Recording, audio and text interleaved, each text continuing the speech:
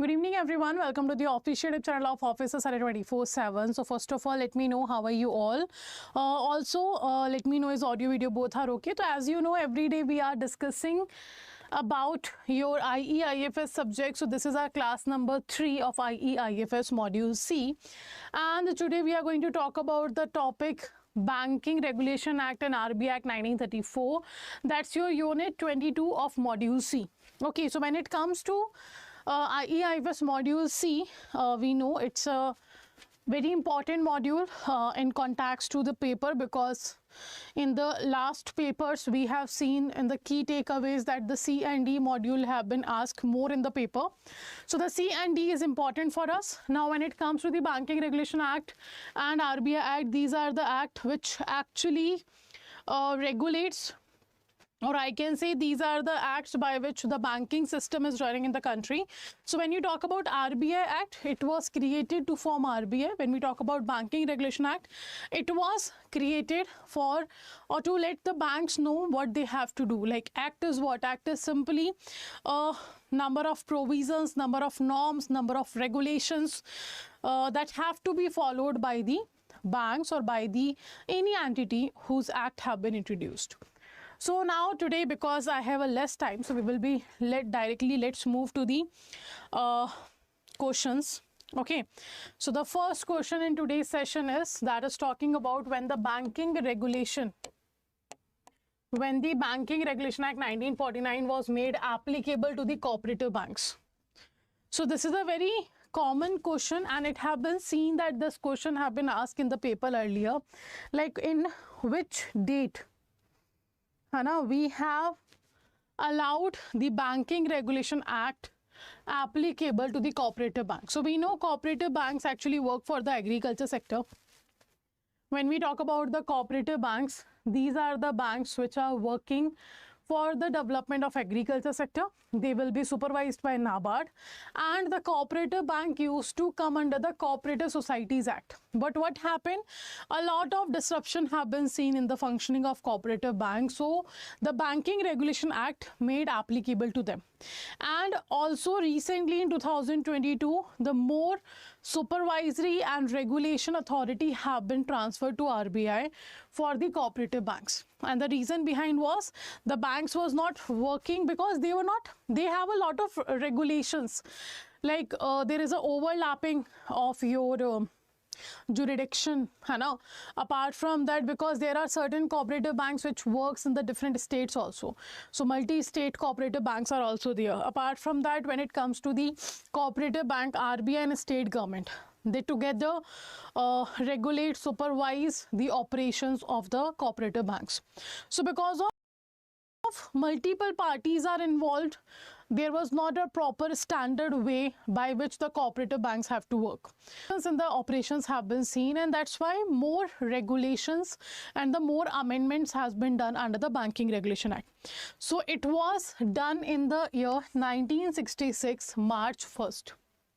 Okay, so the Banking Regulation Act was made applicable on the cooperative banks from 1st March 1966, and recently in 2022, one more amendment have been done after the case of Punjab and Maharashtra Cooperative Bank, PMC Bank.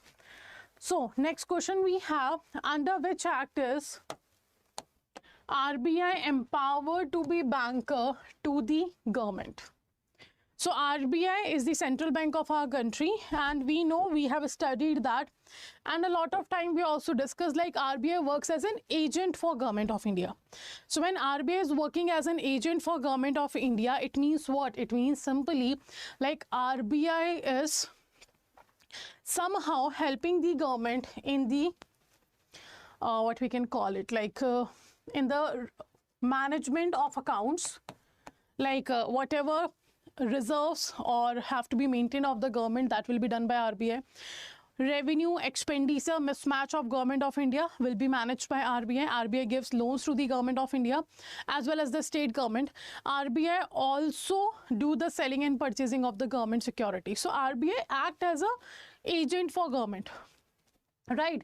And this function or this power have been given to RBI under which of the following act? So the right answer is it is under RBI Act. because this is the function of RBI. And what RBI have to do, what are the functions of RBI? This is defined under the RBI Act 1934. So right answer is A. Next question. The Central Board of Directors of RBI is required to meet at least dash times in a year. So if you talk about Central Board of Directors, there are total 21 members. There are total 21 members in Central Board of RBI. Okay, out of which 1 will be the governor, 4 will be the deputy governor. Okay, 4 members will come from the local boards. And RBI have how many local boards? It have only 4 local boards. Okay, so 1 governor, 4 deputy governor, 4 members from local boards will be there. Then apart from that, you can see 2 members will come from Ministry of Finance. 10 members will be nominated by Government of India. Okay, so these are the 21 members, okay, under the Central Board of RBI. And these members have to meet at least 6 times in a year. Sorry. One second, let me erase this. Okay, so this is what we're talking about. Like if the Central Board of Directors, you are talking Central Board of Directors of RBI have to meet in a year. Like this is the minimum requirement that have been given. Like this is the duration for which they have to meet, and that will be your what? 6 times in a year. And it is minimum. This should happen. More than that can be done by the Central Board of Directors, but the at least minimum 6 times is required. So your right answer will be B. Okay. Next question. In which year the RBI was converted into public entity? In which year RBI was converted in public entity? Acha, one more thing. Okay.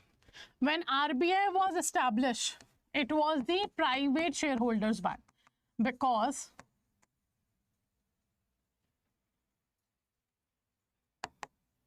another reason what? Because RBI was actually created with the initial capital of 5 crore. Okay, and this 5 crore capital was required to establish RBI, but the government of our country was not having that much amount of capital with it.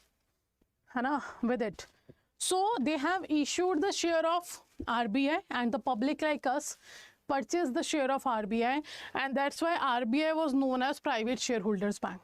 Okay, and the nationalization of RBI have been done in the year 1949. Right answer is 1949.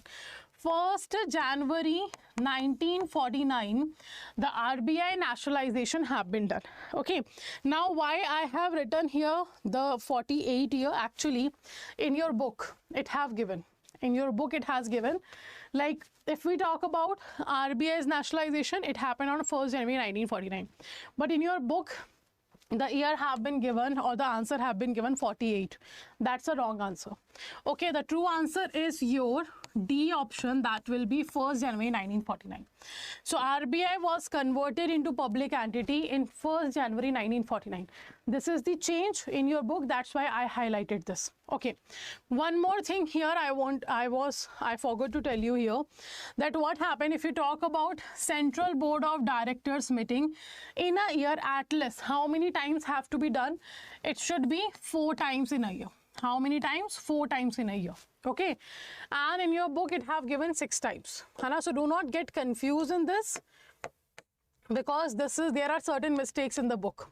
Like I have told you, Punjab National Bank's establishment year was given wrong in the book. Similarly. So the RBI, when which year did RBI commence its business? Like when RBI started its business? 37, 35, 27, 42 or 47. So RBI Act was passed in 1934.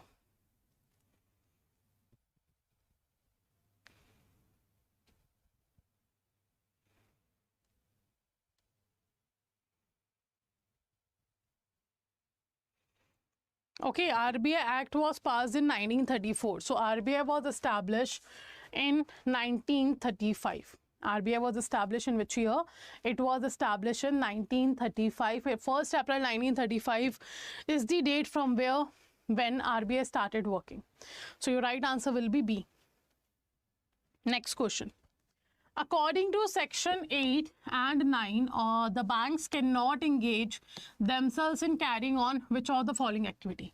And this section we are talking about of which act? Your Banking Regulation Act.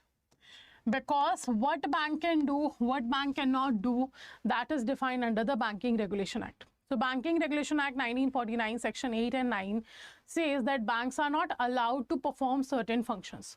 Which of the following?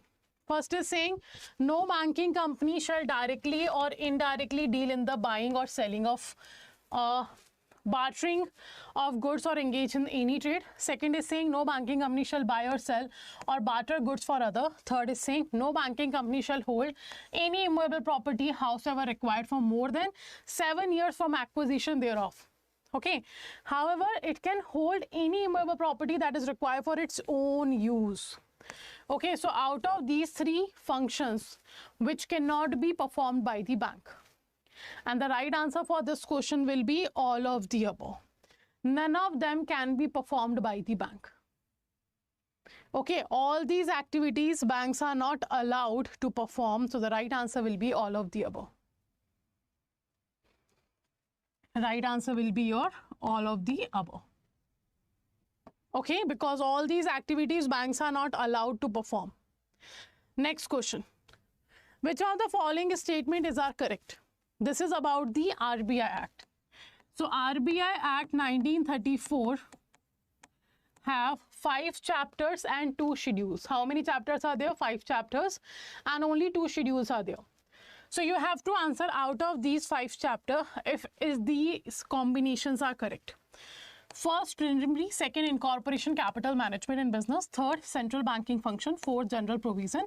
Fifth, penalties. So RBI Act total have what? The 5 chapters and 2 schedules. And the answer is all of the above. All are correct here. Okay. Because the right explanation have been given. Okay. So do remember this is important, like which chapters talks about which of the following, that you have to remember. Okay, next. The central government may remove from office the governor, a deputy governor, or any other director or any other member of a local board. And it is defined under which act? It is defined under RBI Act, because we are talking about the central board of RBI. So in which section it is allowed to be done by the government? Section 12, Section 11, Section 13, Section 14. So under which section of RBI Act the central government have this authority to remove any member whenever government wants because of the certain reason?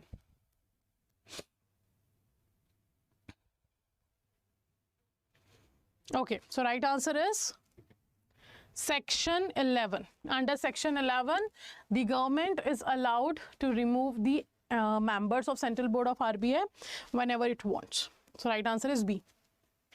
Next question we have, dash section talks about exemption of RBI from income tax and the super tax of RBI Act.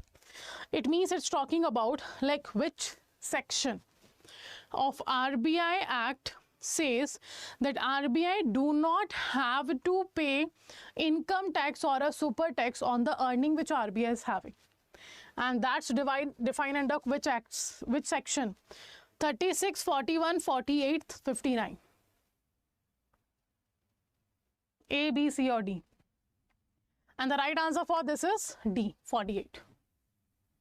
Under section 48, it is defined that RBI do not have to pay the income tax or the super tax on the earnings.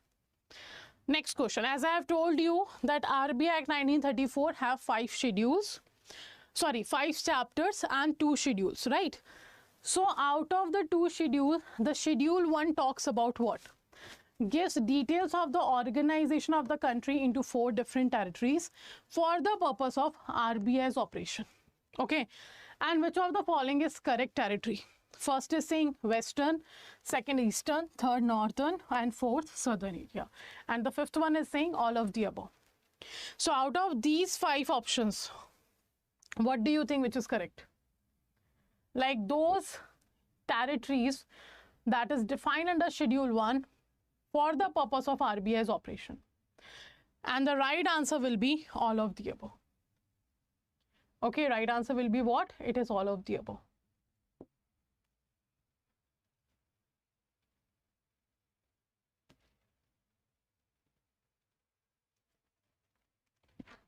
Clear? So these were the certain questions on the banking laws, RBI Act, and your RBI Act 1934 and Banking Regulation Act 1949. So first let me know how many answers you have given correct here, and if you are watching recording, let me know in the comment section how many answers you have given correct. Okay.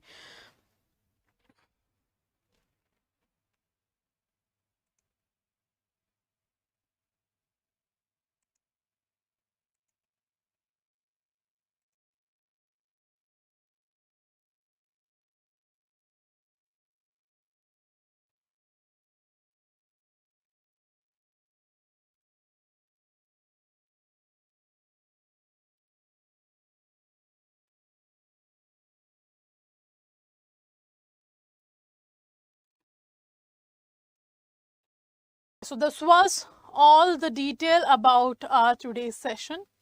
Now one more information I want to give to all of you, but before that I would like to ask from all of you that how many answers you have given correct. Let me know how many answers you guys have given correct. Let me know that.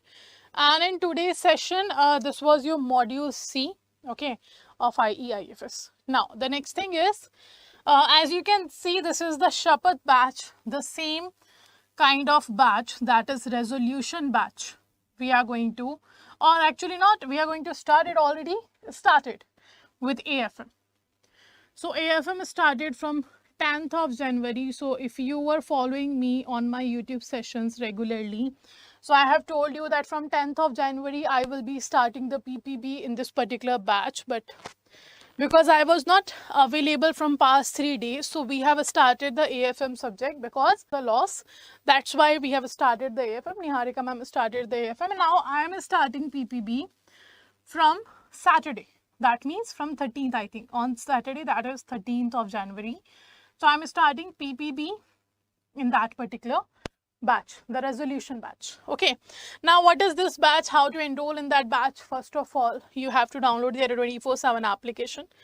After downloading the application, what you have to do, just go to the exam category, that is JAIIB, CIB. Then go to the JAIIB May 2024.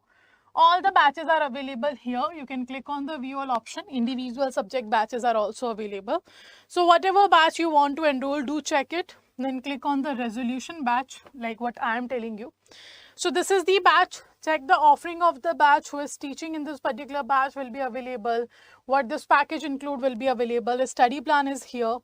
AFM already started, and PPB I am starting from 13th. So you can see this is the study plan of PPB from Saturday. It means from 13th I am starting this batch.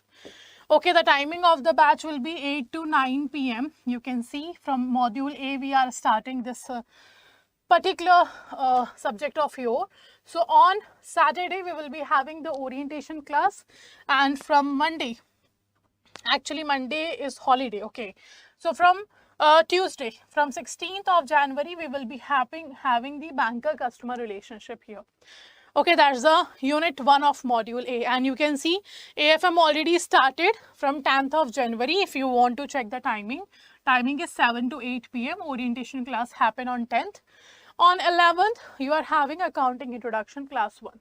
Okay, so this is how you can check the study plan as well. After checking everything, just click on the buy now option, and the code you can use to get more discount from 75, that is Y496. Click on the apply, and you will find here 79% discount, and 1% additional discount will be available if you use the coins on your application. So 6 months validity, 80% discount by using the code Y496 is available. AFM already started on 10th, and I will be starting PPB on 13th. Okay, so you guys are waiting for PPB subject. So this is starting from 13th. So do make sure if you are waiting for this, do enroll it soon. And from 13th, we will be having the classes in the PPB in this batch. And this is all for today. Let's end the session here. But before ending, if you want to join the YouTube sessions on the regular basis, for that you have to subscribe the channel Officer Survey 24/7 and press the bell icon so that all the upcoming sessions notification will be given to you. And for IEIFS, you have to join the session at 7 p.m. Monday to Saturday. And for PPB, you have to join the session in morning 6 a.m. That is for your PPB Monday to Saturday. Only on Officers at 24/7 channel. And if you haven't seen the earlier session, do check the playlist. In the playlist, everything is available recorded. Do check the playlist, okay? So that's all for today. Thank you all for joining the session. See you tomorrow in the morning at 6 a.m. for PPB class. And from 13th, we are starting our PPB syllabus as well. Okay, so that's all for today. Thank you everyone. And if you have any doubt in this session, do ask in the comment section.